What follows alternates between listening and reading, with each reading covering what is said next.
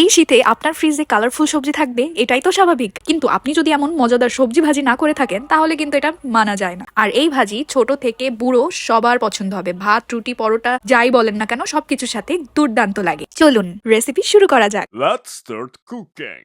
শুরুতেই আমি একটা প্যানে তেল গরম করে সেখানে পেঁয়াজ, কাঁচামরিচ, রসুন কুচি দিয়ে ভালো করে নেড়েচেড়ে নিয়েছি। ও ভালো কথা, আমি এখানে লবণও ইউজ করেছি এবং সামান্য একটু হলুদ গুঁড়ো। হলুদ গুঁড়োটা বেশি দিলে কিন্তু সবজির কালার নষ্ট হয়ে যেতে পারে, তাই খুবই সামান্য দিয়েছি। পেঁয়াজ, রসুন, কাঁচামরিচ একটু নরম হয়ে আসলে আমি কেটে ধুয়ে রাখা সবজিগুলো দিয়ে দিব। এই যে দেখুন কতটা কালারফুল, মনে হচ্ছে এখনই কাঁচা কাঁচা খেয়ে ফেলি, তাই না? হ্যাঁ তাই তো। তারপর সবকিছু একসাথে মিক্স করে ভালো করে নেড়েচেড়ে দিয়ে ঢাকনা দিয়ে দেবো।